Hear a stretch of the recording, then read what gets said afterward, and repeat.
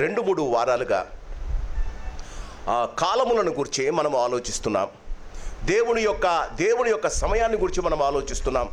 ఆయన పేరు alpha omega, ఆది సంభూతుడు, ఆయన సమస్తానికి ఆధారభూతుడు, ఆయన యుగ పురుషుడు. ఆయన గూర్చి మనం మాట్లాడాం. ఆ లోకాన్ని కొన్ని యుగాలుగా చేసి ఆ యుగాలలో దేవుడు ఎలా నిన్ను ఆ యుగంలో ఉండటానికి ఇష్టపడ్డాడో ఒక్కొక్క యుగానికి ఒక్కొక్క పురుషుణ్ణి ఆయన ఎన్నుకున్నాడు. ఇప్పటిదాకా మనము 6వ యుగంలో ఉన్నాం. హైందవ సాంప్రదాయాన్ని బట్టి వారికి 4 యుగాలే ఉన్నాయి. కానీ క్రైస్తవ బైబిల్ గ్రంథములో మనకు ఆ 7 యుగాలు వారి ఆ ఏజ్ ఆఫ్ ద పీపుల్, 7 యుగాలు, డిస్పెన్సేషన్స్ అని అంటారు ఇంగ్లీష్లో. 7 యుగాలు ఉన్నట్టు మనం తెలుసుకున్నాం. ఆ 7 యుగాలలో మొదటిది నిర్దోష యుగం. ఒకసారి మనం జ్ఞాపకం చేసుకుందాం. ఒకటి నిర్దోష యుగం. ఆ నిర్దోష యుగము ఆదాము అక్కడ ఉండి ఆ నిర్దోష యుగంలో ఉన్నట్టు మనం గమనిస్తాం. నిర్దోష యుగం ఆయన కుమారుడైన ఆదామును ఏదెను తోటలో పెట్టాడు. ఏదెను తోటలో పెట్టి ఆ నిర్దోష యుగం ఏదెనులో ఆదామును చేసినప్పటి నుండి, సృష్టి ఆరంభములో ఏదెనులో ఆదామును పెట్టినప్పటి నుండి ఏదెనులో ఉన్న ఆదామును తోలివేసేంత దాకా దానిని నిర్దోష యుగం అని అన్నారు, ఏజ్ ఆఫ్ ఇన్నోసెన్స్. ఎందుకంటే వారు దిగంబరులైనా వారికి తెలియలేదట. ఆ పండును తినేదాకా వారు దిగంబరులని వారికి తెలియదంట. They are innocent in everything. అది నిర్దోష యుగం. నిర్దోష యుగంలో దేవుడు ఆదామును చేసినట్టు మనం గమనిస్తాం. 2వ యుగం మనస్సాక్షి యుగం, ఏజ్ ఆఫ్ కాన్షియస్నెస్, మనసాక్షి యుగం. ఈ మనసాక్షి యుగంలో క్రీస్తునందు ప్రేమైన వాళ్ళరా, ఆయన బయటికి వచ్చిన తర్వాత ఆదాము కయ్యను హేబేలును ఆయన వదిలివేశాడు.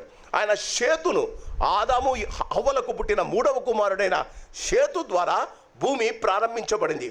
వారికి ఒక మనస్సాక్షిని పెట్టాడు. వారిలో దేవుడు అన్నాడు, do good, don't do bad. ఆ దినాలలో ఉన్న రూల్ ఇదే.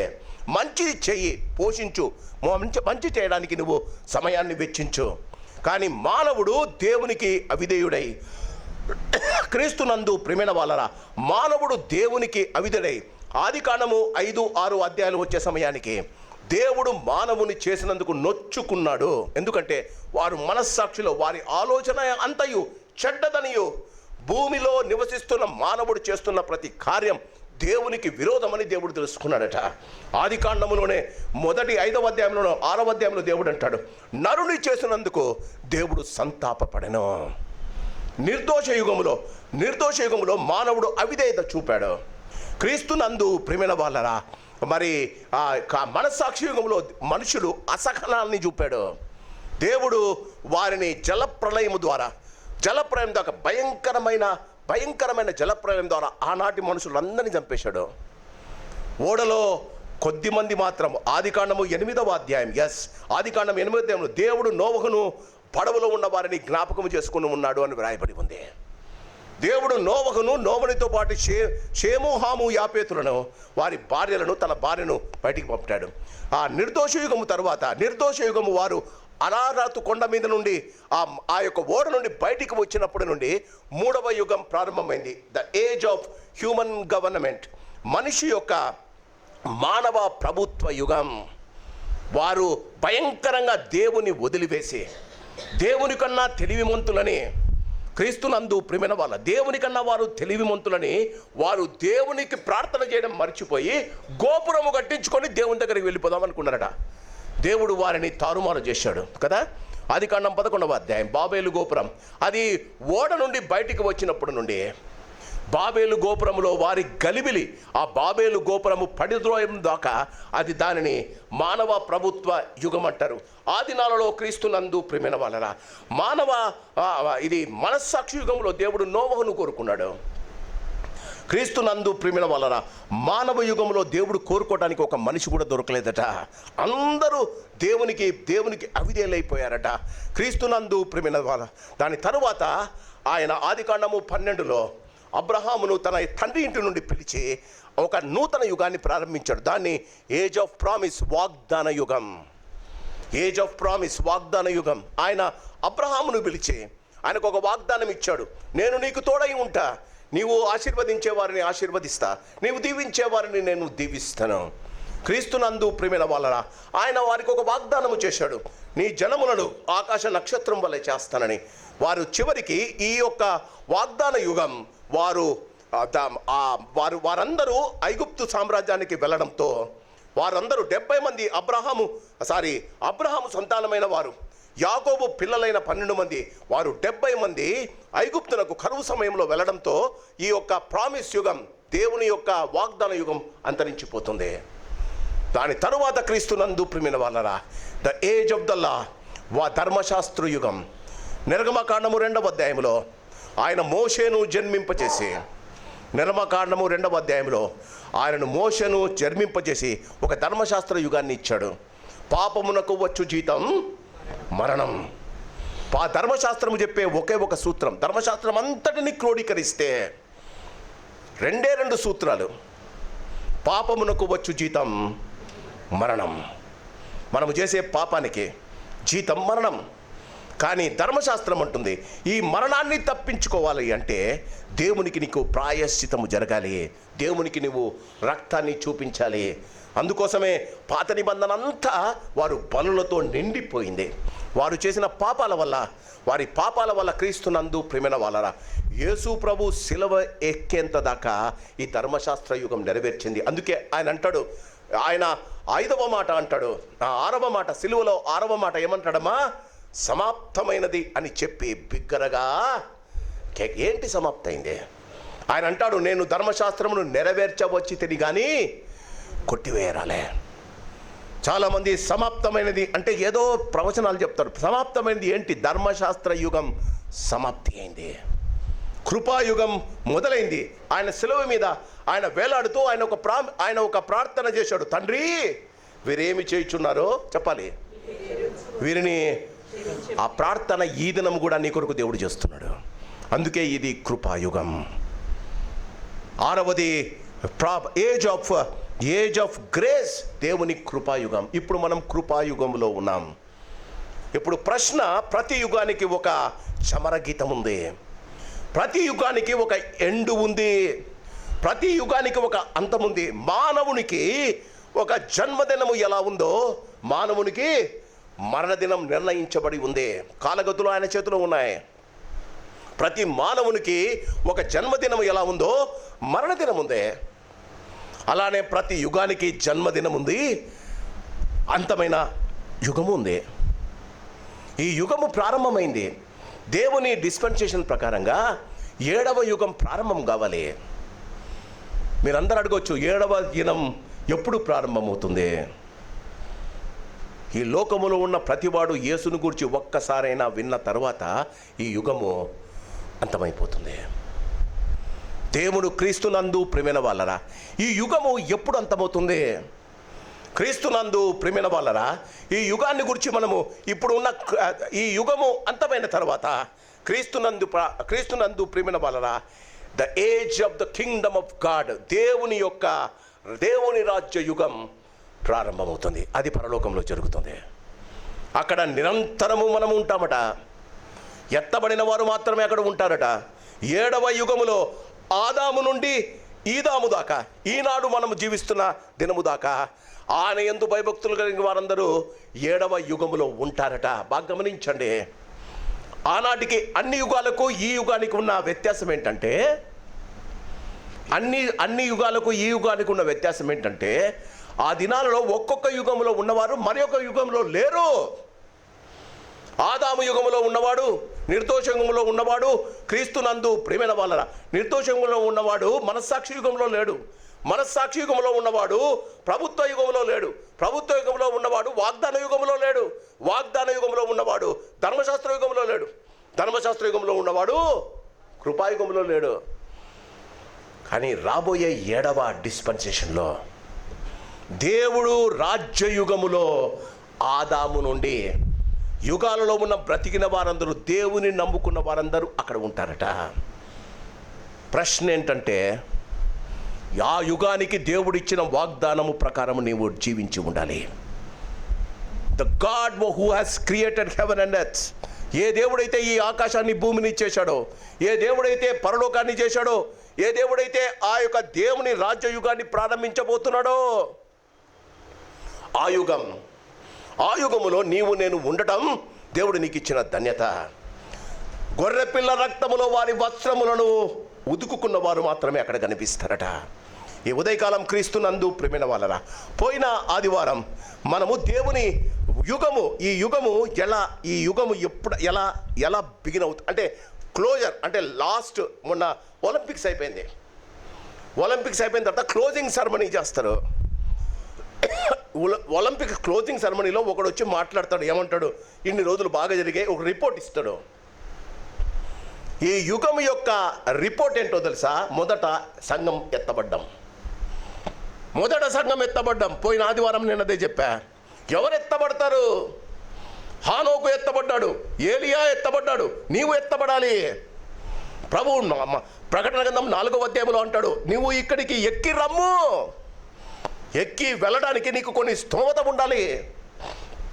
హానోకు దేవునికి ఇష్టుడై ఉండెను, అందువలన దేవుడు అతనిని కొనిపోబడెను. నీకు దేవుడు అంటే ఇష్టం, నాకు అందరికీ తెలుసు. దేవుడు అంటే ఎవరికి ఇష్టం లేదండి కదా?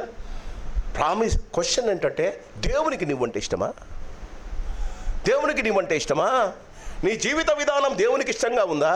నీ మాటలు, నీ ప్రవర్తన, నీ పరిచర్య, నీ పనులు దేవునికి ఇష్టంగా ఉన్నాయా? హానోకు దేవుని, ఎబ్రీయులకు రాసిన పత్రిక 11లో హానోకు దేవుడికి ఇష్టుడై ఉండను, అందువలన అతనిని కొనిపోయెను. కొనిపోవాలంటే మొట్టమొదట నువ్వు దేవునికి ఇష్టుడై ఉండాలి. క్రీస్తునందు ప్రియమైన వాళ్ళరా, నీ భర్తకి ఇష్టం కాదమ్మా, నీ భార్యకి ఇష్టం కాదమ్మా, నీ పిల్లలకు, నీ బాస్కు ఇష్టం కాదమ్మా. లోకములో ఎంత చెత్త పనులు చేస్తామండి ఒకరికి ఇష్టుడై ఉండడానికి. దేవునికి ఇష్టం కావాలి అంటే దేవునితో నడవడం అంటే ఏంటండి? దుష్టుని ఆలోచన చొప్పున నడవక, చెప్పండి, పాపుల మార్గమున నిలువక, అపహాసకులు కూర్చుండు చోటు కూర్చుండక, యెహోవా ధర్మశాస్త్రం నందు ఆనందిస్తున్నారా? ఒక్క నిమిషం, దివారాత్రులు వద్దులే తల్లి. యెహోవా ధర్మశాస్త్రం నందు ఆనందిత అక్కడ పెట్టుకుందాం. ఆనందించారా? ఎంతమంది చదివారమ్మా బైబిల్? నా ఇంటిలో ప్రతి రూమ్లో పెట్టుకున్నా. Did you read your Bible today? Did you read your Bible today? Did you read your Bible today? Did you read your Bible today? What did God said to you? దేవుడు ఈ దినం నీతో మాట్లాడింటే, దేవుడి వాక్యం నీతో సంధించి ఉంటే, దేవుడి ఉదయకాలం నీకేం చెప్పాడమ్మా? ఈ ఉదయకాలం నా వాక్య ధ్యానములో ఎజ్రా 3, 4, 5, 6, 7 అధ్యాయాలు చదివా. అందులో దేవుని కొరకు ఆటంకించే వారిని గురించి చెప్పబడి ఉంది. వారు దేవుని ఆలయమును కట్టడానికి వచ్చినప్పుడు 2వ దినవృత్తాంతముల తర్వాత కోరేషు ఏలుబడిలో ఎజ్రా వస్తాడు. క్రీస్తునందు వారికి కావలసిన ధనం ఇచ్చి పంపుతారు. అక్కడ ఉన్నవారు ఆయనకు ఆటంకం కలుగజేస్తారు. వారు రాజులకు వినతి పత్రం రాస్తారు. రాజా, మీ తాతగారైన కోరేషు గారు మాకు పర్మిషన్ ఇచ్చారయ్యా. నాకు అనిపించింది, ఆ దినాలలో యెరూషలేము దేవాలయం కట్టడానికి అంతగా అపోజిషన్ ఉన్నప్పుడు, ఆఫ్టర్ ఆల్ చర్చిలో అపోజిషన్ ఉండకపోతే ఎలాగా కదా? మంచి కార్యానికి క్రీస్తునందు ప్రియమైన వాళ్ళరా, మంచి కార్యము చేయడానికి ఎవడైతే సహాయము అడ్డుపడ్డం, నేను చెప్పడంలో సహాయము చేయడం లేదో, ఈ దినం అందుకే 99వ కీర్తన నేను చదివిపించా. వారు త్రొవ్విన గుంటలో వారు పడి మునిగిపోయిరే. క్రీస్తునందు ప్రేమైన వాళ్ళ నా మాటలు కొంచెం కఠినంగా ఉండొచ్చు గాక. If Jesus comes before I return back to India, నేను మళ్ళా తిరిగి ఇండియాకు రాకముందు యేసు ప్రభు వస్తే గుంటలో పడొద్దండమ్మా, జాగ్రత్తగా ఉండండమ్మా. క్రీస్తునందు ప్రేమైన వాళ్ళరా, వారి జీవితంలో యేసు ప్రభు వచ్చినప్పుడు హానోకు దేవునికి ఇష్టుడై ఉండెను. పాస్టర్ గారు, నేను 23వ కీర్తన చదువుకున్నానండి. నా మనమరాలు కూడా చదువుతుందమ్మా 23వ కీర్తన. పాస్టర్ గారు, నేను బైబిల్ను జాగ్రత్తగా చూసుకుంటానండి. నా చిన్న పిల్లలు కూడా చూసుకుంటారమ్మా. మీరు ఇంకా పెద్దవారై ఉండి మీరు మంచి భోజనము చేయవలసి ఉంటుండగా మీరు ఇంకా పాలనే సేవిస్తున్నారా? ఒక వక్త అంటాడు, ఒక దేవుని సేవకుడు అంటాడు, ఒకవేళ నీవు దేవుని కుమార్తెవు కావాలి అంటే చెప్పనా, మినిమం 60 అధ్యాయాలు ప్రతిరోజు చదవాలంట. చదువుతారా? 60 చాప్టర్స్ ఇన్ అ డే. నాకు ఇంకా వేరే పని లేదా పాస్టర్ గారు. అది తప్ప వేరే పని లేదు, ఉండకూడదు కూడా. If you wanted to be a very faithful person to God, 60 అధ్యాయాలు చదువుతారా? ఆదికాండం మొత్తం 50 అధ్యాయాలే ఉన్నాయి కదా, చదువుతామా? దేవునికి ఇష్టడై ఉండడం, దివారాత్రము దాన్ని ధ్యానించువాడు ధన్యుడు. అది దివారాత్రం అంటే. క్రీస్తు నందు ప్రియమైన వాళ్ళరా, దేవునికి ఇష్టడై ఉండాలంటే దివారాత్రము దాన్ని ధ్యానించాలి. ఇంకొకడు నన్ను ఎత్తుకోబోయాడు. ఎవరండి? సుడిగాలి చేత దేవుని సన్నిధానానికి ఎత్తుకోబోతాడు. ఎవరండి? ఏలియా. రోషము కలిగి నేను ఒక్కరిని నిలబడినానయ్యా. నీకు రోషం ఉందా దేవుడు అంటే? నిన్నంటే ఏం రోషము? అబ్బబ్బబ్బబ్బా కదా. నిన్నన్నా, నీ భర్తనన్నా, నీ భార్యనన్నా, నీ పిల్లలనన్నా ఊపుకొని వస్తారు కదా. దేవుడు అంటే నీకు రోషం లేదా? దేవుడి గుడి అంటే నీకు రోషం లేదా? దేవుడు అంటే నీకు కొంచెమన్నా జ్ఞానం లేదా? ఆయన అంటాడు, నేను ఒక్కనయ్యా 400 మంది బయలుదేవతలను చంపానయ్యా. నేను రోషము కలిగి దేవుడిని, నిజముడైన యెహోవా సన్నిధిని నేను చెప్పున్నదేమనగా ఆయన అంటాడు, నిత్యుడకు యెహోవాకు రోషము కలిగి నేను ఈ పని చేశానయ్యా. రోషం ఉందా మనకు?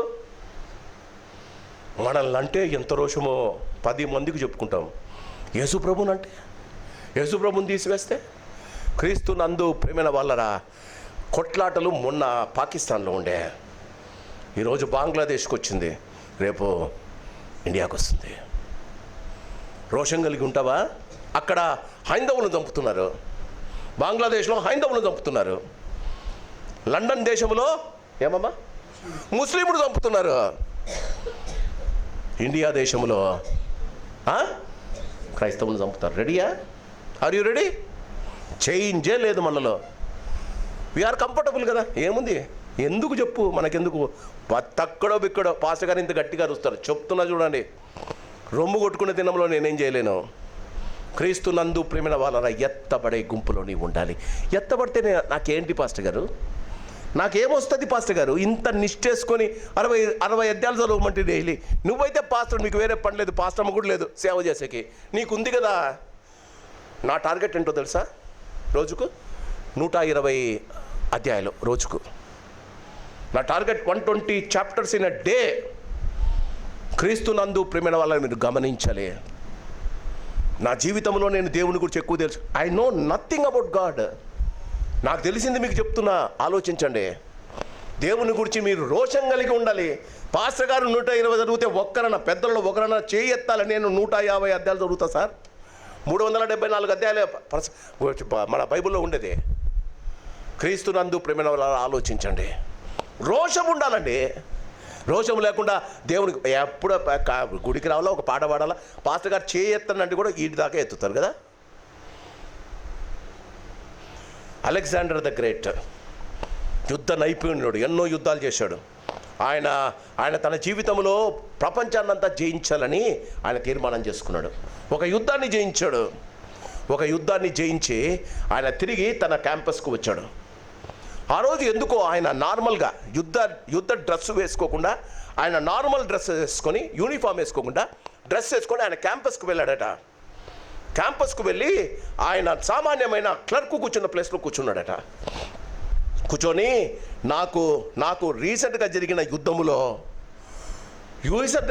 యుద్ధంలో ఎవరెవరు రాలేదో, యుద్ధానికి రాలేదో ఎవరెవరో ఒకసారి ఆ ఫైళ్ళు పంపించమ్మా అని చెప్పాడంట. ఇన్ని ఫైళ్ళు వచ్చాయి. ఆ యుద్ధానికి మేము రాము అని చెప్పిన వారు. ఆయన ఒక్కొక్క ఫైల్ తీస్తున్నాడు. ఒక ఫైల్లో నా భార్యకు 9వ నెలండి, యుద్ధానికి పోతే నా భార్య కాన్పైతే కష్టం అండి అని ఒకడు ఉన్నాడట. ఒకడు మా నాన్న సత్య బతుకులో ఉన్నాడు, మా నాన్నని చూసుకోవడం ఇంకోటి చెప్పాడంట. అట్లా చెప్పుకుంటూ పోతున్నాడు.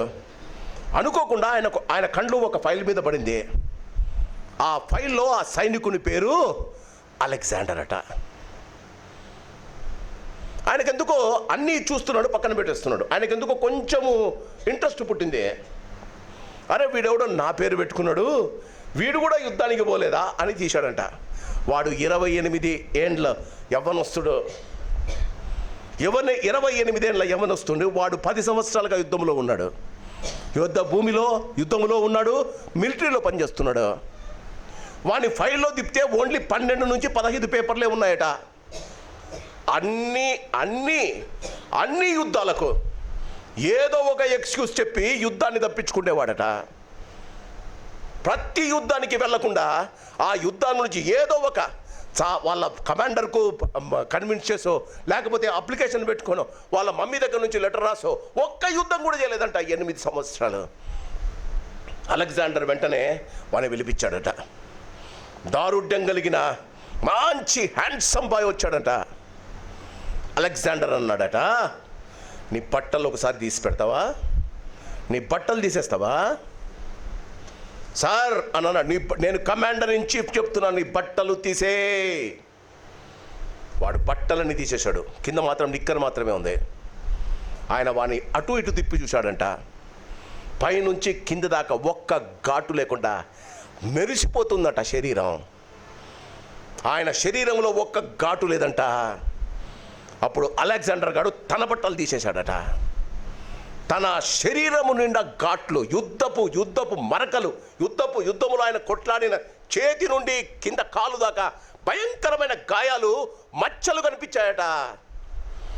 అప్పుడు అలెగ్జాండర్ అన్నాడట, రే నా పేరు పెట్టుకున్నావు, శరీరాన్ని పెంచుకుంటున్నావు, ఒక్క దెబ్బ కూడా లేదురా నీకు. పేరన్న మార్చుకో, జీవితం అన్న మార్చుకో. యేసు ప్రభు పంచగాయాలు కలిగి ఆ గాయాలు అట్లే ఫ్రెష్గా ఉన్నాయి పరలోకంలో. ఆయన పరలోకానికి వచ్చినప్పుడు నిన్ను అడిగే మొదటి ప్రశ్న, నా కొరకు నీవు ఎన్ని గాయాలు పొందావు? క్రీస్తు నందు ప్రియమైన వాళ్ళరా, మన జీవితాలలో గమనించండి, దేవుడు నిన్ను నన్ను ఆశీర్వదిస్తాడు. క్రీస్తు నందు ప్రియమైన వాళ్ళరా, 1 కొరింథీయులకు రాసిన పత్రిక 5వ అధ్యాయం చదివాం. 2వ కొరింథీయులకు రాసిన పత్రిక ఒక్కసారి 2వ అధ్యాయం. ఎందుకు మనం వెళ్ళాలి? పరలోకమునికి మనం ఎత్తబడిన తర్వాత మనకి ఏమి దొరుకుతుంది? క్రీస్తు నందు ప్రియమైన వాళ్ళరా, ఎందుకు మనము దేవుని దగ్గరికి వెళ్ళాలి? క్రీస్తు నందు ప్రియమైన వాళ్ళరా, 2వ కొరింథీయులకు రాసిన పత్రిక 5వ అధ్యాయం. 2వ కొరింథీయులకు రాసిన పత్రిక 5వ అధ్యాయము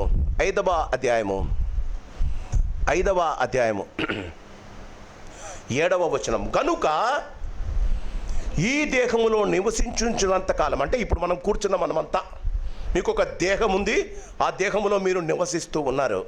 కనుక మీ దేహములో నివసించున్నంత కాలము ప్రభువుకు దూరముగా ఉన్నామని ఎరిగి ఉండియు ఎల్లప్పుడూ ధైర్యము గలవారమై ఉన్నాము. ఇట్లు ధైర్యము కలిగి ఈ దేహము విడిచిపెట్టి ప్రభువునొద్ద నివసించుటకు ఏమంటామా ఇష్టపడుచున్నాము. కావున దేహమును విడిచినను ఆయనకిష్టులమై ఉండవలని మిగుల అపేక్షించుచున్నాను. ఎందుకనగా తాను జరిగించిన క్రియల చొప్పున అవి మంచివైనను సరే చెడ్డవైనను సరే దేహముతో జరిగించిన వాటి ఫలములను ప్రతివాడును పొందునట్లు మనమందరము క్రీస్తు న్యాయపీఠము ఎదుట ప్రత్యక్షము కావలను. మనము ఎత్తబడిన తరువాత అందరము పరలోకానికి వెళ్ళం. బాగా గమనించండి, క్రీస్తు న్యాయపీఠము ఎదుట మనం నిలబడతాం. క్రీస్తు న్యాయపీఠము ఎదుట బాగా గమనించండి, యేసు లేని వారికి ధవల సింహాసనం, బంగారు సింహాసనం ఎదుట తీర్పు జరుగుతుంది. మత్తయి సువార్తలో యేసు ప్రభు చెప్తూ ఆయన అంటాడు, ఆయన కుడివైపు ఉన్న వారిని చూసి నా తండ్రి చేత ఆశీర్వదింపబడిన వారులారా అంటాడు. ఆయన ఎడమ వైపున ఉన్న వారిని చూసి శపింపబడిన వారులారా అంటాడు. ఆయన కుడివైపు ఉన్న వారిని కూర్చున్నప్పుడు అది ఒక సంఘటన. ఆ సంఘటన క్రీస్తునందు ప్రేమైన వాళ్ళరా, అది దేవుని న్యాయపీఠం, వైట్ థ్రోన్ జడ్జిమెంట్ అని అంటారు. క్రీస్తునందు ప్రేమైన వాళ్ళరా, ఆయన 2 సింహాసనాల మీద ఆయన కూర్చొని ఆయన తీర్పునిస్తాడు. ఆయన తీర్పులు సత్యమైనవి. 9వ అధ్యాయం కీర్తన గ్రంథం. క్రీస్తునందు ప్రేమైన వాళ్ళరా, ఆయన శపింపబడిన వారికి తీర్పునిస్తాడు. ఎందుకు నీవు పరలోకానికి వెళ్తున్నావు? ఎందుకు నీవు నరకానికి వెళ్తున్నావు? ఆయన తీర్పు చెప్తాడమ్మా. జాగ్రత్తగా వినాలి. మీరు అనొచ్చు, నేను బాప్తిజం తీసుకున్నా, ఫరక్ పడలే. దేవుడు అంటాడు, ఫరక్ పడలే. నేను గుడికి వెళ్తున్నా, ఫరక్ పడలే. నేను సంఘములో పాస్టర్ గారి దగ్గర ఉన్న పెద్ద బుక్లో పేరు రాయించుకున్నా, దేవుడు అంటాడు ఫరకే లేదయ్యా. నేను ప్రతి ఆదివారం కానుకలు ఇస్తున్నా, ఫరకే లేదయ్యా.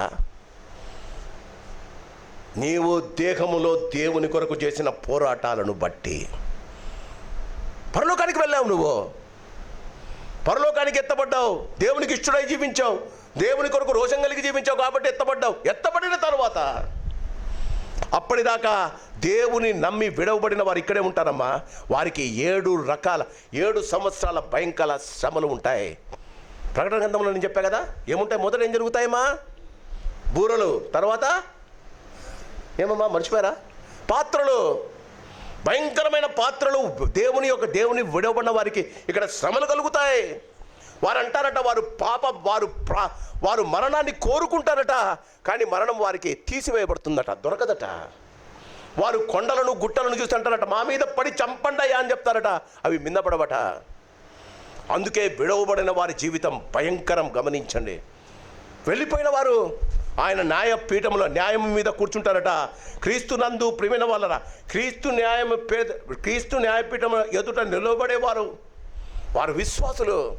వారి విశ్వాసాన్ని కాపాడుకున్నారు. అందుకే అంటాడు నా కొరకు జీవ కిరీటం ఉంది, నా పరుగును తుదముట్టించుతని నా విశ్వాసాన్ని కాపాడుకుంటేనే.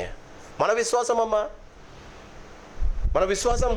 ప్రార్థనకు రండి అమ్మా. ప్రార్థనకు వచ్చే ఆశీర్వాదం ఏంటో తెలుసా? నువ్వు ప్రార్థనకు రావడం కాదు. ప్రార్థనకు మీరు రండి రండి రండి రండి అని చెప్తే 5-6 మంది కన్నా ఎక్కువ రావడం లేడీస్. మీకు చెప్తున్నా, ఎందుకు చెప్తున్నానో తెలుసా? ప్రార్థనకు రండని మిమ్మల్ని ఎందుకు ఇంత తీక్షణంగా చెప్తున్నానో తెలుసా? మీరు ప్రార్థనకు వచ్చి వేరే వాళ్ళకు ప్రార్థన చేస్తారు కదా, మీ కొరకు దేవుడు చేస్తాడమ్మా ప్రార్థన.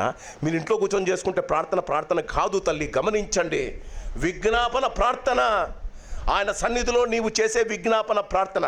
ఎవరో ఒక పెద్దలు వచ్చి నేను అంటారమ్మా ఆమె కొరకు ప్రార్థన చేయండి. నీకు ఇష్టం ఉన్నా లేకున్నా లేచి ప్రార్థన చేస్తావు కదా, ఆ ప్రార్థనకు దేవుడు విలువ కడతాడమ్మా. నువ్వు ఇంట్లో కూర్చొని ప్రార్థన చేసుకుంటున్నా, ఇంట్లో కూర్చొని బైబిల్ చదువుకుంటున్నా, ఎవరికమ్మా? ఆలోచించండి. సంఘంలో జరిగే కార్యక్రమాలకు, సంఘంలో జరిగే బైబిల్ స్టడీస్కు ఏముంది పాస్టర్ గారు మీరు పెడుతున్నారు కదా లైవ్లో కదా, నేనేముండను, లైవ్ ఏముంటుంది, ఇంకా ఏముండదులేండి. క్రీస్తు నందు ప్రియమైన వాళ్ళని గమనించాలి. నీకు సమయం ఉండగానే మీరు రక్షింపబడ్డ తర్వాత విశ్వాసాలు తమ జీవితాలను ఎలా వాడుకున్నారు. పల్లవి గారు మనకు చదివేరావు. మొదటి కొరింథీయులకు రాసిన పత్రిక 3వ అధ్యాయం 5వ అధ్యాయం, 2వ కొరింథీయులకు రాసిన పత్రిక 3వ అధ్యాయం నుంచి వారు చదివారు. మొదటి కొరింథీ 3లో ఏముందండి? ప్రతివాడు వానికి ఇష్టం వచ్చినట్టు. ఒక్కసారి మొదటి కొరింథీయులకు రాసిన పత్రిక 3వ అధ్యాయము 10వ వచనం. దేవుడు నాకు అర్పించిన కృప చొప్పున నేను నేర్పరినైన శిరకారిని వాళ్ళే పునాది వేసిన. I have done the same thing. I have to tell you. వాక్యానికి ఉన్నది ఉన్నట్టు మీకు చెప్పడానికి నేను ఇష్టపడ్డా. మీ జీవితాలలో యేసు అనే పునాది మీద మీ జీవితాలు కట్టుకోవాలని చెప్పా. మత్తయి సువార్త 7వ అధ్యాయం చివరిలో ఉంటాడు, ఈ నా మాటలు విని దాని చొప్పున చేయు ప్రతివాడు బండ మీద ఇల్లు కట్టుకోండమ్మా అని మీకు చెప్పా. కొంతమంది కట్టుకున్నారు, దేవునికి స్తోత్రం. కొంతమంది ఎగతాళి చేస్తున్నారండి, కొంతమంది ఇసుక మీద కట్టుకుంటున్నారండి. 10వ వచనం, నాకు అనుగ్రహించిన కృప చొప్పున నేను నేర్పరి అయిన శిల్పకారిని వలె పునాది వేసిన మరి ఒక్కడు దాని మీద కట్టుచున్నాడు. మీ అంతకు మీరు కట్టుకోవాలి. ప్రతివాడు దాని మీద ఎలాగూ కట్టుచున్నాడో జాగ్రత్తగా. ఇది విశ్వాస జీవితం. ఎలా కట్టుకుంటామని? ప్రార్థనతోనూ, దేవుని వాక్య పఠనతోనూ, విశ్వాసము కలిగి, సహోదర ప్రేమ కలిగి, ఒకరొకరు కలిసి, 2 విశ్వాసులు కలిసి మాట్లాడుకుంటుంటే దేవుడు ఆకాశం నుంచి చూస్తాడట. 10 మంది పోట్లాడుకుంటుంటే దేవుడు చూస్తున్నట్టు ఎక్కడ లేదమ్మా. 2 విశ్వాసులు కలిసి ప్రార్థన చేస్తుంటే 3వ వాడుగా దేవుడు ఉంటాడంటమ్మా. మీరు కట్టుకుంటున్నారు, మీరు ఇల్లులు కట్టుకుంటున్నారు, మీరు జీవితాలు కట్టుకుంటున్నారు. ఇది పునాది అయిన యేసు మీద మీ జీవితాలు కట్టుకోవడం లేదమ్మా. క్రీస్తు నందు ప్రేమైన వాళ్ళరా, 12వ వచనం, ఎవడైనను ఈ పునాది మీద బంగారు అంటే దేవుని కొరకు ఇవ్వడానికి, దేవుని కొరకు రావడానికి, దేవుని గురించి ఆసక్తి నీ బంగారులాగా.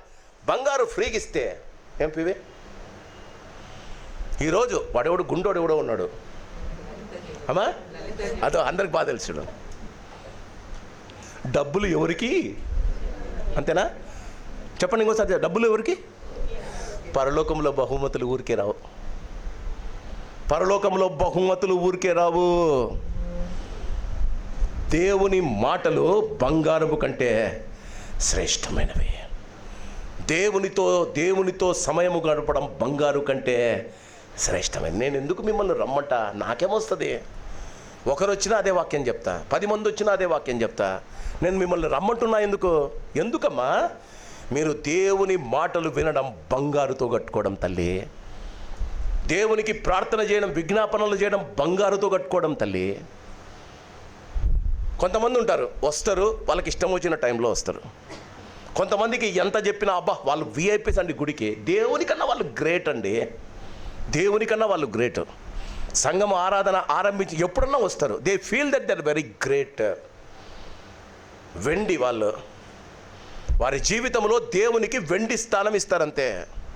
కొంతమంది బంగారు స్థానం ఇస్తారు, కొంతమంది వెండి, కొంతమంది చెత్త అయిన వెలగల రాళ్ళు ఉంటాయి కదా, దాని తర్వాత ఉంది కొంతమంది గడ్డి. ఈరోజు రాత్రి అంతా బాగా తింటారండి బిర్యానీ. పొద్దున్న లేస్తేనే కడుపు నీకు చెప్తుంది నీకు బాగలేవే అని నీ కడుపు చెప్తుంది. ఏమంటారండి వెంటనే? మీ ఆయనకి ఏం చెప్తారమ్మా? నాకేదో కొంచెం అప్సెట్లో ఉందండి అమ్మా. బాగా గమనించండి, కర్ర కొయ్య ఏదో ఒక చిచ్చు పెట్టుకొని ఎవరో మీద అలిగి, ఎవరో పాస్టర్ మీద అలిగి, పెద్దల మీద అలిగి, ఏదో ఒక ఇష్యూ పెట్టుకొని నీవు గుడికి రాకుండా పోవడం గడ్డితో కట్టుకుండే తల్లి. క్రీస్తు న్యాయపీఠం మీద ఉన్నప్పుడు ఆయన మండుచున్న అగ్ని అమ్మ. ఆయన కండ్లు దగదగ మెరుచుచుండెనుంట. ప్రకటన గ్రంథం 1వ అధ్యాయంలో యోహాను ఆయనను చూచినప్పుడు చచ్చిన వాని వల్లే కుక్కలాగా పడిపోయాడట. రక్షింపబడిన నీవు బహుమతులు నీ జీవితంలో నీవు కట్టుకున్న దాని మీద ఆధారపడి ఉంటుంది. పునాది వేసే రక్షింపబడ్డావు, ఎత్తబడ్డావు. దేవుని పాప నిద్రపోతుందమ్మా, ఎత్తబడ్డావు. జాగ్రత్త, నీ జీవితంలో నువ్వు జాగ్రత్తగా ఉండాలి. ఎత్తబడిన నీవు ఎట్లా కట్టుకున్నావు? క్రీస్తు న్యాయపీఠం ఎదుట ఆయన అగ్ని చేత. చూడండి, నా మాటలు కాదు, 1 కొరింథీయులకు రాసిన పత్రిక 3వ అధ్యాయము. మనం వెళ్ళిన వెంటనే మనకు జరిగేది ఏంటంటే, క్రీస్తు నందు ప్రేమైన వాళ్ళరా, 13వ వచనం, బంగారము, వెండి, వెలగల రాళ్ళు, కర్ర, గడ్డి, కొయ్యకాలు మొదలైన దానితో కట్టిన ఎడల, అంటే నీ జీవితాన్ని కట్టుకుంటున్నావు. వాని పని కనబడును, ఆ దినమున దానిని తేటపరచును, అది అగ్ని చేత. నా మాటలు కావు తల్లి. నువ్వు కట్టుకున్న జీవితం అంతా కర్రతో కట్టుకున్నావు, గడ్డితో కట్టుకున్నావు. పరలోకానికి పోతేనే కాలిపోయా, ఇంకా నీకేం మిగిలా? వారి క్రియలు వారి వెంట పోవును, మన్నైనది మన్నైపోవును. ఆత్మ తాను దయచేసిన దేవుని దగ్గరికి వెళ్ళును, వాని క్రియలు వారి వెంట పోవును. ఇదే తల్లి, ఇదే నాన్న. ఆలోచించు. ఒకవేళ నిలబడితే, దేవుని సన్నిధానంలో నీవు నిలబడితే, బాగా గమనించండి, రక్షింపబడ్డా నాకు నాకు దేవుడు బహుమానం ఇవ్వాలి. రక్షింపబడిన దేవుడు నన్ను దీవించాలి. రక్షింపబడ్డా నాకు పరలోకంలో స్థానం ఇవ్వాలి. రక్షింపబడ్డా నాకు న్యాయస్థానం ఇవ్వాలి. కాదమ్మా, బాగా గమనించండి. Rewards are not the same like salvation. నీ రక్షణ దేవుడిచ్చే బహుమతులు రెండు ఒకటే కాదమ్మా. దేవుడిని అడిగిన ప్రతి వారికి salvation is a free gift of God. దేవుడు నీకు ఇచ్చిన రక్షణ ఆయన ఉచితమైన కృప. ప్రభువా నేను పాపినే నువ్వు చెప్పావు కనుక ఆయన నిన్ను రక్షించాడమ్మా, పరలోకానికి నీకు ప్రవేశం ఇచ్చాడమ్మా. పరలోకంలో ప్రవేశించిన మాత్రాన నీకు బహుమతులు ఉండవు. 168 మంది పోయారు, అంతేనా? ఇండియా నుంచి ఒలింపిక్స్కు ఒకడు గోల్డ్ తేలే. చోప్రా గాడు కూడా లాస్ట్ గోల్డ్ తేలే. ఎందుకు తేలేదమ్మా? ఉజ్బెకిస్తాన్ అంట, వాడికి 6 వచ్చాయి గోల్డ్. మన హైదరాబాద్లో సగం ఉంటుంది కంట్రీ అది, వాళ్ళకి 6 వచ్చాయమ్మా గోల్డ్. ఎందుకమ్మా? వారి యొక్క నైపుణ్యం బంగారుతో కట్టుకున్నారు, అందుకే గోల్డ్ మెడల్స్ వచ్చాయి. 168 మంది వెళ్తే 4 అది బ్రాంజా. బాగా ఆలోచించండి. వాని సామర్థ్యము ఆడబయటపడుతుంది. పాస్టర్ గారు, నేను ఫ్రంట్ బెంచ్లో కూర్చున్నా, నేను వాక్యం అంతా రాసుకున్నా. ఎవరి కోసం రాసుకున్నావమ్మా? ఎందుకు జీవిస్తున్నావమ్మా? నీ జీవితంలో ఎలాంటి జీవితం జీవిస్తున్నా? నేను చాలా రెగ్యులర్ అండి గుడికి. పడవ అంటాడు. Yes, who says you are not come to church? Who says that you are not regular to church? నీ జీవితం ఎంతో కట్టుకున్నావు. ఈ ఉదయకాలం క్రీస్తునందు ప్రియమైన వాళ్ళరా, మనమందరము న్యాయపీఠము ఎదుట నిలవబడవలసింది. క్రీస్తునందు ప్రేమైన వాళ్ళరా, ఒక్కసారి దేవుని యొక్క బహుమానాల గురించి ఆలోచిద్దాం. ప్రకటన గ్రంథం 7వ అధ్యాయం. ప్రకటన గ్రంథం 7వ అధ్యాయం. ఇప్పుడు అందరం పరలోకానికి వెళ్ళాం, ఎత్తబడ్డాం, పరలోకానికి వెళ్ళాం. క్రీస్తునందు ప్రేమైన వాళ్ళరా, ప్రకటన గ్రంథం 7వ అధ్యాయం 9వ వచనం. ప్రకటన గ్రంథం 7వ అధ్యాయము 9వ వచనం. జాగ్రత్తగా బైబిల్ చూడండమ్మా. బైబిల్ ఉన్నవారు బైబిల్ తెరవండి. అటు తరువాత నేను చూడగా, ఇదిగో ప్రతి జనములో నుండి, ప్రతి వంశములో నుండి, ప్రజలలో నుండి, ఆయా భాషలు మాట్లాడు వారిలో నుండి ఎవడునూ లెక్కింపజాలని ఒక గొప్ప సమూహము కనబడను. ఒక్కసారి అదే బైబిల్ మీరు జాగ్రత్తగా చూడండి. నేను మనల గురించి మాట్లాడుతున్నా, నా సంఘాన్ని గురించి మాట్లాడుతున్నా. క్రీస్తు నందు ప్రేమైన వాళ్ళరా, అటు తర్వాత నేను చూడగా, ఇదిగో సంతోష్ నగర్ జనములో నుండి, ఆ సంఘములో ఉన్న సభ్యుల వంశములో నుండి, సంఘానికి హాజరవుతున్న ప్రతి ప్రజలలో నుండి, తెలుగు, ఇంగ్లీష్, హిందీ మాట్లాడే సంతోష్ నగర్ ప్రజల మాట్లాడే వాళ్ళలో నుండి ఎవడు లెక్కింపజాలని ఒక జనసమూహము వారికి కనపడెను. వీళ్ళు ఎవరమ్మా? నీవు నేను ఎత్తబడిన వారు. పరలోకంలో వీళ్ళ గురించి డిస్కషన్స్. వీళ్ళు ఎవరమ్మా? ఇన్ని సంవత్సరాలు లేరే. పరలోకం పుట్టిన ముందు మేము ఉన్నాం అని దేవదూతలు వాళ్ళతో మాట్లాడుకుంటారట. వారు ఎవరు? క్రీస్తు నందు ప్రేమైన వాళ్ళరా. 13వ వచనం. ప్రకటన గ్రంథం 7వ అధ్యాయం 13వ వచనం. పెద్దలలో ఒకడు తెల్లని వస్త్రములు ధరించుకొని ఉన్న వీరెవరు, ఎక్కడి నుండి వచ్చితిరని నన్ను అడిగను. అందుకు నేను, అయ్యా నీకే తెలియననగా అతడు ఇలాగు నాతో చెప్పాను. వీరు అమ్మా కష్టపడకుండా, బాగా జాగ్రత్తగా వినండి, మంగళవారం ప్రేయర్ మీటింగ్కు రాకుండా, శుక్రవారము ప్రార్థనలకు రాకుండా, వారి జీవితాలను కష్టపడకుండా, అవునా? అదే ఉందా?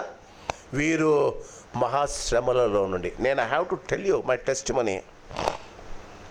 శుక్రవారం ప్రార్థనలకు నేను రైలు నుంచి ఇంటికి వచ్చి, రిక్కు అప్పుడు చిన్న పిల్లడు, రిక్కు ఏడుస్తాడు. 1 ఇయర్ చైల్డ్ కాబట్టి గుడికి వస్తే ఏడుస్తే పాస్టర్ గారు చాలా కోపడతారు. పిల్లలు ఏడుస్తే, చర్చిలో పిల్లలు ఏడవకూడదు అంటాడు. వాడు ఏడుస్తాడని పాస్టమ్మ గారు 4:30కు వానికి స్నానం చేయించి వేడి నీళ్ళతో వానికి సెరలాక్ తినిపించేస్తుంది.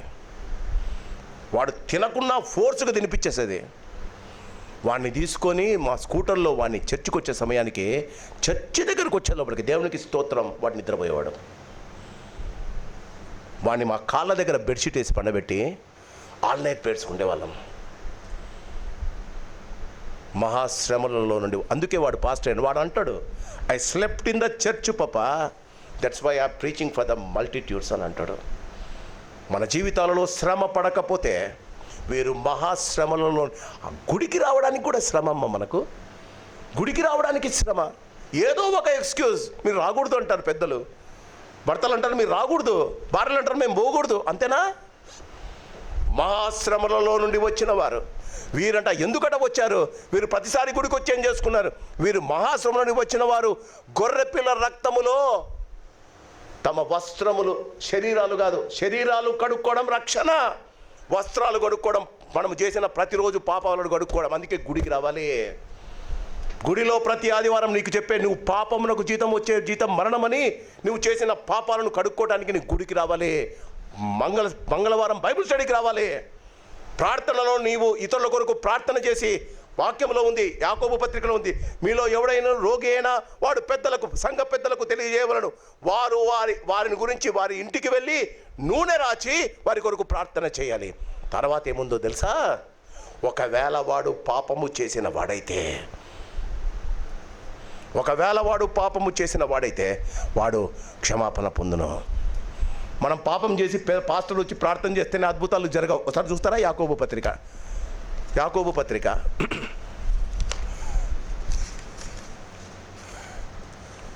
5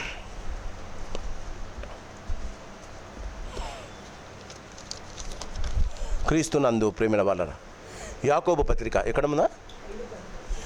5వ అధ్యాయము.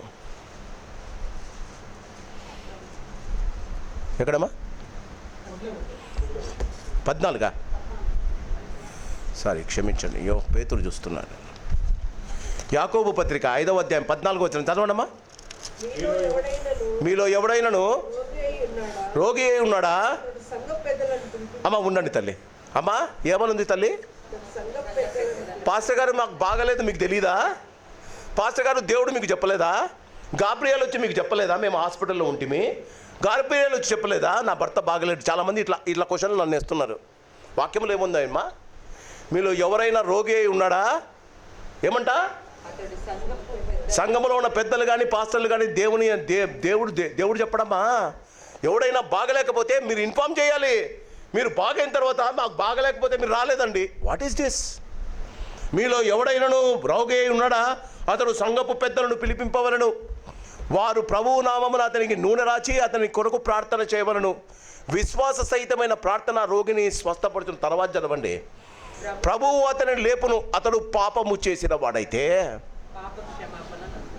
అది తల్లి, నీకు రోగానికి కారణం పాపక్షమాపణ లేని జీవితం.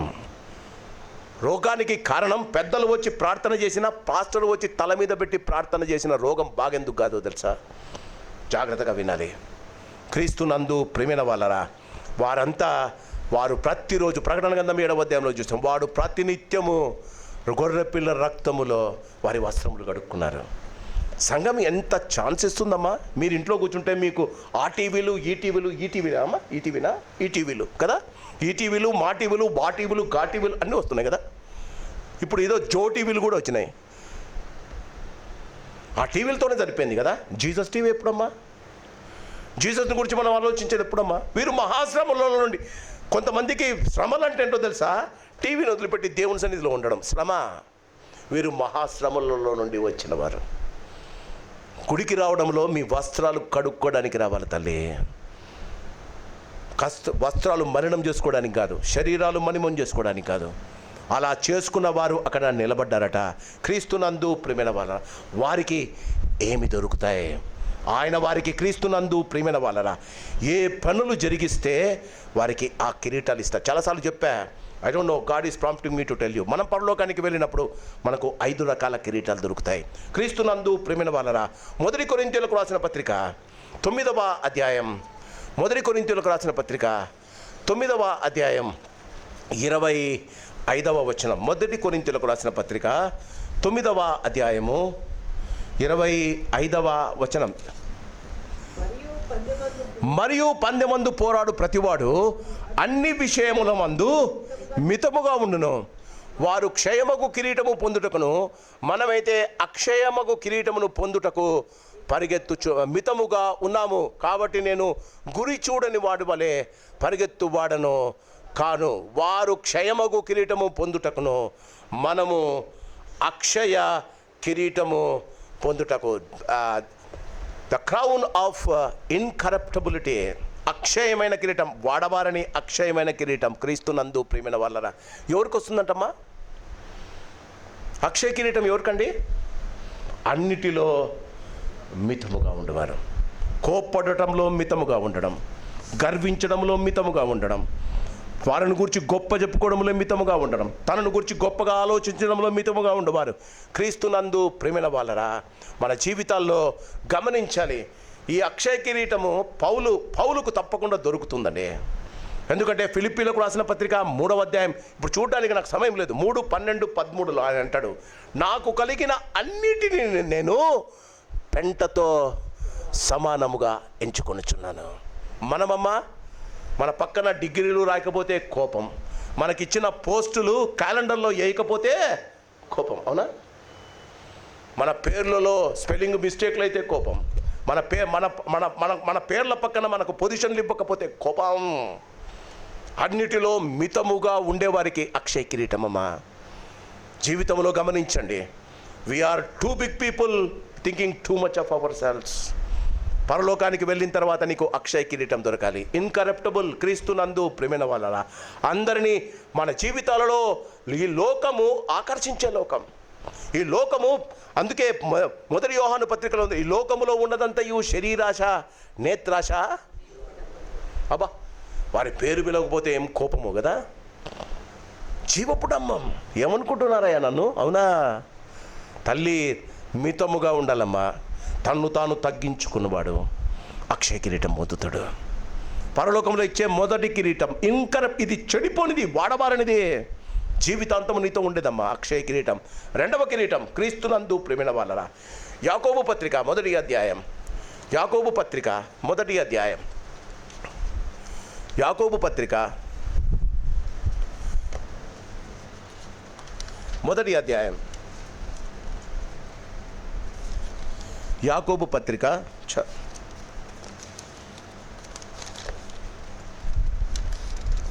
మొదటి అధ్యాయము 12వ వచనం చదవండమ్మా. శోధన సహించువాడు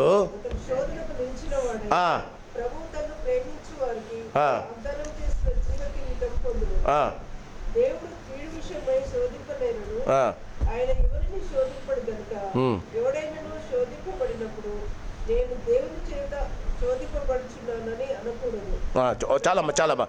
శోధనను సహించువాడు ధన్యుడు, అతను శోధన జయించువాడే ప్రభువు తన్ను ప్రేమించు వారికి వాగ్దానము చేసిన. రెండవది జీవ కిరీటం, ద క్రౌన్ ఆఫ్ లైఫ్. జీవ కిరీటం ఎవరికి వస్తుందమ్మా? ఇది క్రీస్తునందు ప్రేమైన వాళ్ళరా.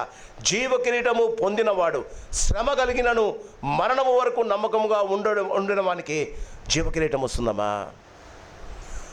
అపోస్తుల కార్యములు 6వ అధ్యాయంలో ఒక యవనస్తుని తీసుకొని వెళ్తున్నారు. ఆయన ఆత్మచేత నింపబడినవాడు, ఆయన దేవుని గురించి బాహటంగా చెప్పినవాడు. ఆయన ఒక మాట అన్నాడు, ఆయన చేస్తూ తండ్రి అయిన దేవుడు పరలోకములో నిలబడి ఉన్నాడు అని అన్నాడండి.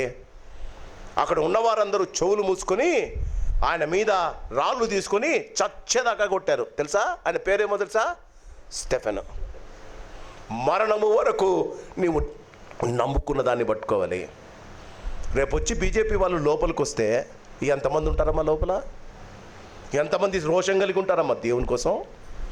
ఈ ఉదయకాలం నీవు నీ జీవితాన్ని క్రీస్తునందు ప్రేమైన వాళ్ళరా, we should be an example. శ్రమ పడుము, సువార్తకుని పని చేయము, అన్ని విషయములో మితముగా ఉండము, చచ్చేదాకా మరణం పొందేదాకా యేసు ప్రభువును వదలని వారికి జీవ కిరీటం అట. అంటే నిత్య జీవంలో నీకు జీవ కిరీటం ఉందమ్మా క్రీస్తునందు ప్రేమైన వాళ్ళరా, ద క్రౌన్ ఆఫ్ లైఫ్. మూడవది క్రీస్తునందు ప్రేమైన వాళ్ళరా.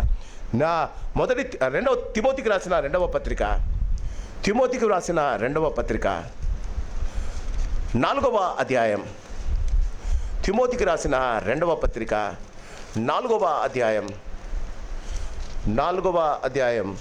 8వ వచనం. ఇక మీదట నా కొరకు నీతి కిరీటము ఉంచబడి ఉన్నది. ఇక మీదట నా కొరకు. మూడవది క్రీస్తునందు ప్రేమైన వాళ్ళరా, ద క్రౌన్ ఆఫ్ గ్లోరీ, నీతి కిరీటం. ఇక మీదట నా కొరకు ద క్రౌన్ ఆఫ్ రైచియస్నెస్. మొదటిది అక్షయ కిరీటం, ద క్రౌన్ ఆఫ్ ఇన్కరప్టబిలిటీ. రెండవది జీవ కిరీటం, ద క్రౌన్ ఆఫ్ లైఫ్. మూడవది మహిమ కిరీటం, ద క్రౌన్ ఆఫ్ గ్లోరీ. క్రీస్తునందు ప్రేమైన వాళ్ళరా దయచేసి మూడవది నీతి కిరీటం, ద క్రౌన్ ఆఫ్ రైచియస్నెస్. ఎలాగొస్తుందండి? 6వ వచనంలో ఒక్కసారి, నేను ఇప్పుడే పానార్పణముగా, 2 తిమోతి 4:6, నేను ఇప్పుడే పానార్పణముగా పోయబడుచున్నాను, నేను వెడలిపోవు కాలము సమీపమై ఉన్నది, మంచి పోరాటము పోరాడి తిని, నా పరుగు కడముట్టించి తిని, విశ్వాసమును కాపాడుకుంటుంది. క్రీస్తునందు ప్రేమైన వాళ్ళరా, మన జీవితంలో not to be served but to serve is walking in the righteousness. బాగా గమనించండి, ఒకడు నాకు సేవ చేయాలన్నది కాదమ్మా, ఒకని కొరకు సేవ చేయడానికి నీ మనస్సు రెడీ అయితే దేవుడు అంటాడు నీకు క్రౌన్ ఆఫ్ గ్లోరీ, మహిమ కిరీటం దేవుడు ఇస్తున్నాడు. మొదటిది అక్షయ కిరీటం, రెండవది జీవ కిరీటం, మూడవది మహిమ కిరీటం, మూడవది నీతి కిరీటం, 2 తిమోతి 4:8. నాలుగవది మహిమ కిరీటం, ద క్రౌన్ ఆఫ్ గ్లోరీ. నీతి కిరీటం, ద క్రౌన్ ఆఫ్ రైచియస్నెస్. నాలుగవది మహిమ కిరీటం, క్రౌన్ ఆఫ్ గ్లోరీ. ఈ సమూయేలు దగ్గరికి ప్రజలు వచ్చారు. సమూయేలు దగ్గరికి ప్రజలు వచ్చారు. ఆయనను అన్నారు, ఆయన దగ్గరికి వచ్చి ఆయనతో అన్నారు, అయ్యా మాకు ఒక రాజును చేయండి. ఆయన రాజును చేశాడు.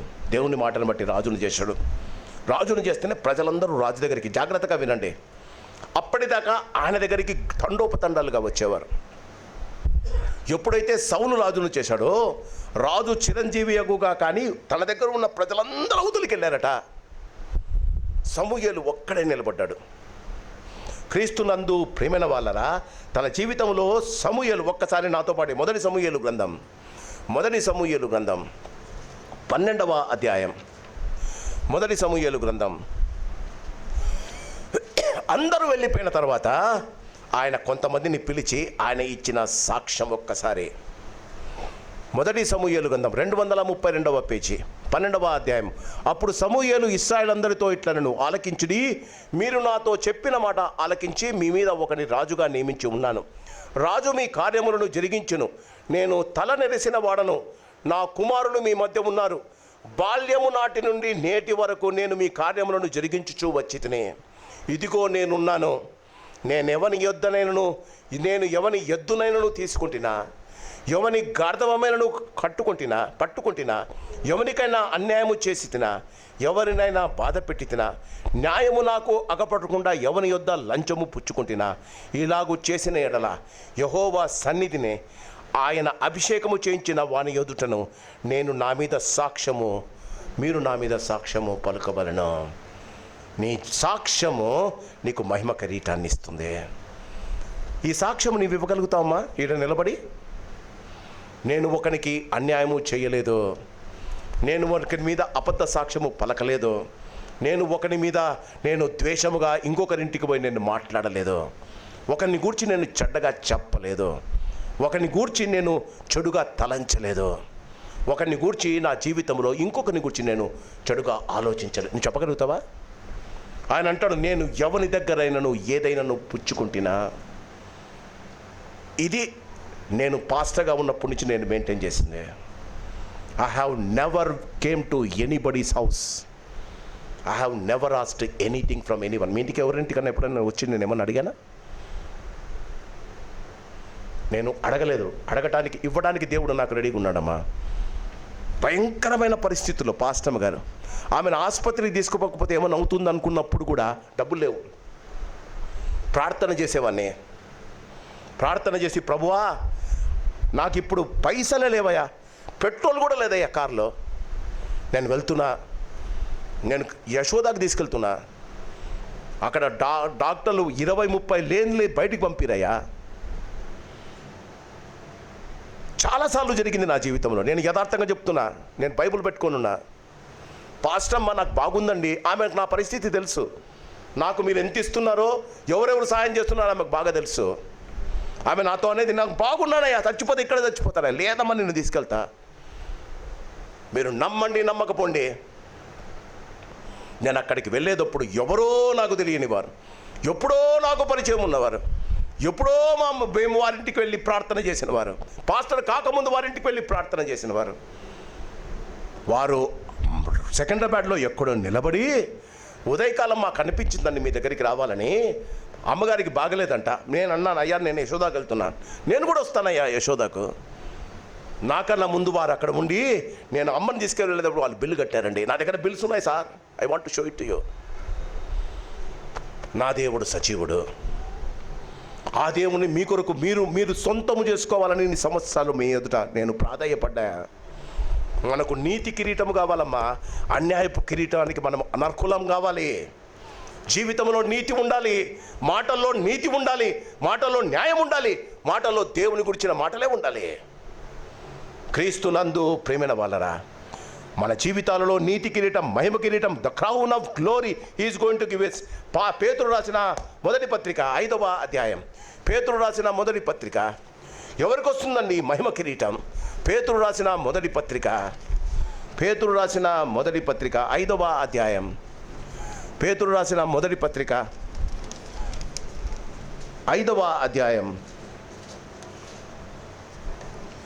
2-3 వచనాలు. బలిమి పేతురు రాసిన మొదటి పత్రిక 5వ అధ్యాయము 2వ వచనం. బలిమి చేత కాక, దేవుని చిత్త ప్రకారము ఇష్టపూర్వకంగాను దుర్లాభాపేక్షతో కాకుండా సిద్ధ మనసుతోనూ మీ మధ్యనున్న దేవుని మందను పై విచారణ చేచు దాన్ని కాయుడి. మీకు అప్పగింపబడిన వారిపైన ప్రభువులై ఉన్నట్టు ఉండక మందకు మాదిరిగా ఉండడి. ప్రధాన కాపరి ప్రత్యక్షమైనప్పుడు మీకు వాడబారని మహిమ కిరీటం. దీనికోసం నేను తాపత్రయపడేది, దీనికోసం నా జీవితాన్ని నేను వెచ్చుకున్నది. నాకు మహిమ కిరీటం కావాలి, నా సాక్ష్యాన్ని కాపాడుకోవాలి, మాదిరికరంగా ఉండాలి. Are you a model in the church? Are you a model in the church? దేవుని సంఘంలో నీవు మాదిరికరంగా ఉన్నావా? క్రీస్తు నందు ప్రియమైన వాళ్ళరా, మొదటిది అక్షయ కిరీటం, రెండవది జీవ కిరీటం, మూడవది నీతి కిరీటం, నాలుగవది మహిమ కిరీటం. క్రీస్తు నందు ప్రియమైన వాళ్ళరా, ఐదవది అతిశయ కిరీటం. క్రీస్తు నందు ప్రియమైన వాళ్ళరా, ఐదవది అతిశయ కిరీటం. మొదటి దశలోనికి రాసిన పత్రిక,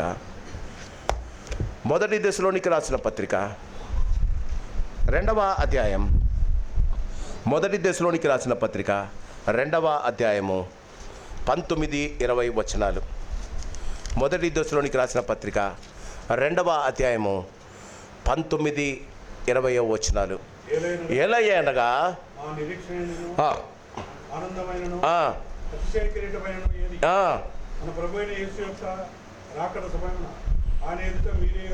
ఆయన ఎదుట అక్షయ క్రీస్తునందు అతిశయ కిరీటం ఏంటో తెలుసా?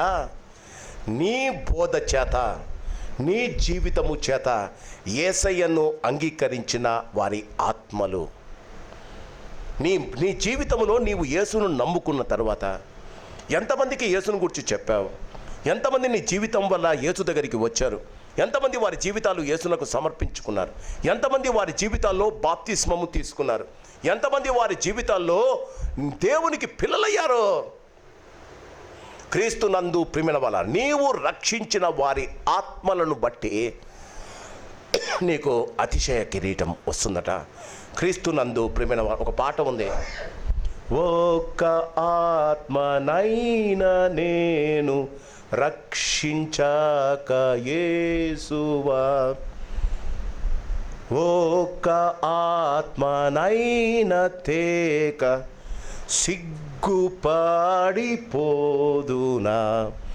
ఒక్క ఆత్మనైనా నేను రక్షింపాక యేసువా, రక్షణతో నీ ముఖంబు ఎట్లా చూసేదను దేవా, కాలమెల్ల గడిచిపోయే మోసపోతి నేనయ్యో, గడచినాటి కాలమైతే ఏడ్చినాను రాదది, ఒక్క ఆత్మనైనా నేను రక్షింపాక యేసువా, వట్టి చేతులాతో నిన్ను దర్శించుట.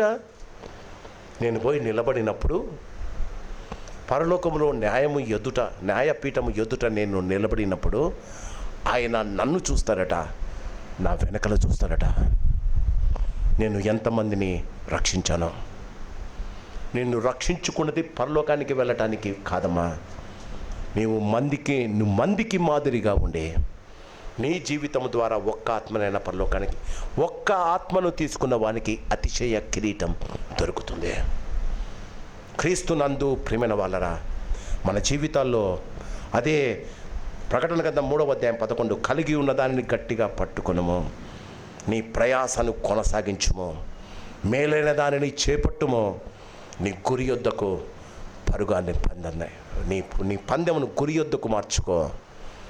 క్రీస్తు నందు ప్రియమైన వాళ్ళరా, బాగా గమనించండి. ఎత్తబడిన వారికి ఆనందం, ఎత్తబడిన వారికి కిరీటాలు, విడవబడిన వారికి శ్రమలు. 7 సంవత్సరాలు జరుగుతుంది. 7 సంవత్సరాల్లో మనల్ని అందరినీ పిలిచి దేవుడు మన గురించి అందరికీ చెప్తాడట. యేసు ప్రభు సాక్ష్యం ఇస్తాడు, నోమను గురించి యోబును గురించి సాక్ష్యం ఇచ్చినట్టు. అక్కడ పరలోకములో సాతాను సంబంధాలు ఉండరు.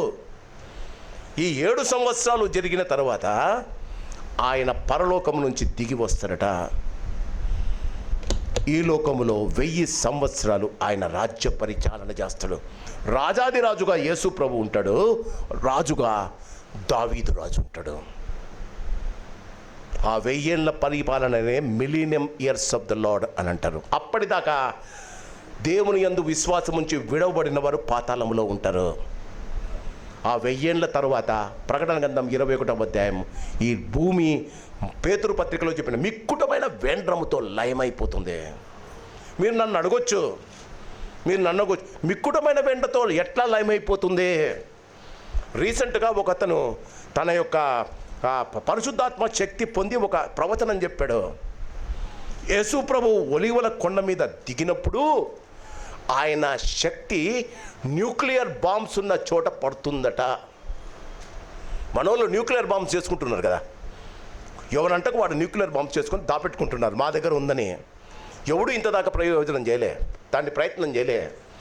ఆయన శక్తి న్యూక్లియర్ బాంబ్స్ మీద పడుతుందట. న్యూక్లియర్ బాంబ్స్ అందుకే మిక్కుటమైన భూమియు దానిలోని కృత్యములని మిక్కుటమైన వేండ్రముతో లయమైపోవును. ఎట్లయితుంది పాస్టర్ గారు అని అనుకుంటున్నారు మీరు. కాలిపోతుందమ్మా. మన జీవితాలు కాలిపోకముందే ఎత్తబడాలి. మన జీవితాలు కాలిపోకముందే పరలోకాన్ని గురించి ఆలోచించాలి. ఒక్క ఆత్మనైనా నువ్వు తీసుకొని పరలోకానికి వెళ్ళాలి. జీవ కిరీటం ఉంది, మహిమ కిరీటం ఉంది, అక్షయ కిరీటం ఉంది, నీతి కిరీటం ఉంది, క్రీస్తుని 5 కిరీటాలు. ఒక్క కిరీటం అన్నా నువ్వు దక్కించుకోవాలి. మన ప్రయత్నం అదై ఉండాలి. ఓపికతో దేవుడు నీకు ఇచ్చిన జీవితాన్ని బంగారంతో కట్టుకుంటావా, వెండితో కట్టుకుంటావా, వెలగరాలతో కట్టుకుంటావా, కొయ్యతో కట్టుకుంటావా, గడ్డితో కట్టుకుంటావా, నీ ఇష్టం. రక్షణ అయితే ఇచ్చాడు, రక్షణ నీకు ఇచ్చాడు. నీ జీవితంలో బహుమానాల కోసం నువ్వు కట్టుకోవాలమ్మా. నీ జీవితాన్ని యేసు మీద కట్టుకుందాం. నీ జీవితంలో ప్రభువా నాకు ఈ 5 కిరీటాలు కావాలి. పాస్టర్కి నేను ఈ వాక్యం చెప్పినప్పుడు కింద రాసుకుంది, Lord whatever it is I want to have all the 5. అందుకే ఆమె అంత కష్టపడేది. I want all this 5 crowns Lord. నీ దృష్టి అదైతే, నీ ఆశ అదైతే, ఈనాటి నుండైనా రక్షింపబడిన నీ జీవితాన్ని కట్టుకోవడం ప్రారంభించు. బంగారుతో కట్టుకో. సంఘములోని ప్రతి కార్యక్రమానికి రా. అదేదమ్మా బంగారుతో కట్టుకోవడం. నీ జీవితాన్ని దేవుని వాక్యమైన బంగారుతో సమానమైన వాక్యముతో కట్టుకో. దేవుడు మనలను, మన జీవితాలను ఆశీర్వదించును గాక. కృప కలిగిన తండ్రి, ప్రేమ కలిగిన ఆయన, ఈ ఉదయకాలాన్ని బట్టి నీకు వందనాలు. మా తండ్రి, పరలోకంలో ఎత్తబడిన గుంపులో మీరు మాకు ఇస్తున్న కిరీటాలను బట్టి అతిశయిస్తున్నాము నాయన. మీరు మా కొరకై సిద్ధపరిచారు, వాక్యములో మా భద్రపరిచారు. ఆ జీవితాలు మాకు దయచేయండి నాయన. నీ కృప కొరకు, నీ ప్రేమ కొరకు అయ్యా మేము ఎదురు చూచిన వారే బంగారుతో మా జీవితాలు కట్టుకొని మా జీవితాలు బంగారు భవిష్యత్తులో ఉండడానికి సహాయం చేయమని, నీ కృపలో మమ్మను భద్రపరచమని, నీ వాక్యము మమ్మను విడిపించావు. రక్షణ పొందిన పునాది యేసు పునాది మీద మా జీవితాలను మా ప్రభ శ్రేష్టమైన బంగారుతో కట్టుకోవటానికి మా జీవితాలను మీరే పురికొల్పమని ప్రాణనాథుడైన యేసు నామాన్ని అడిగి వేడుకుంటున్నాం మా పరమ తండ్రి. ఆమేన్. God bless you.